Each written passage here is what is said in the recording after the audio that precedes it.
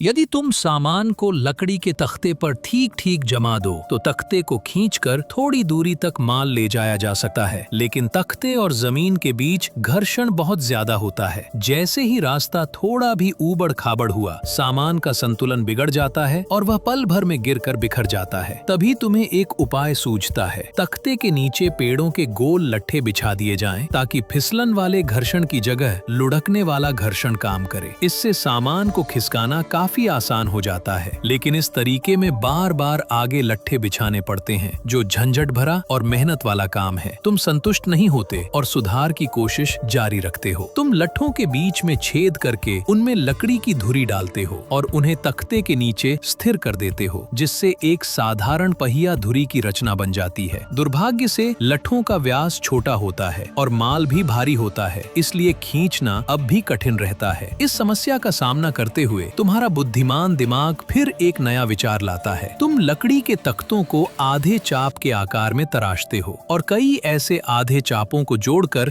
एक पूरा गोल ढांचा बनाते हो, जिसे तुम दांत नाम देते हो। फिर मजबूत और टिकाऊ मछली लकड़ी फिशवुड चुनकर बीच से मोटी और सिरों से पतली खोखली जुड़ी हुई आकृति तराशते हो, जिसे हड्डी नाम दिया जाता है। इसके बाद तुम एक जैसे आकार की पतली लकड़ी की पट्टियां बनाते हो, जिन्हें तैरती पट्टियां कहा जाता है। पारंपरिक जोड़काट मॉर्टिस टेनन तकनीक की मदद से पहिए का केंद्र, तैरती पट्टियां और बाहरी घेरा बहुत सटीकता से जोड़कर एक पूरा पहिया तैयार किया जाता है। मजबूती बढ़ाने के लिए पहिए के बाहरी किनारे पर एक धातु की पट्टी भी चढ़ाई जाती है, जिससे घिसाव कम होता है और पूरी संरचना अधिक कठोर बनती है। अंत में लकड़ी की धुरी से दो पहियों को जोड़कर ऊपर एक माल ढोने का प्लेटफॉर्म लगाया जाता है। इससे परिवहन की क्षमता अचानक कई गुना बढ़ जाती है। तो बधाई हो, तुमने सफलतापूर्वक प्राचीन पहिए का आविष्कार कर लिया है।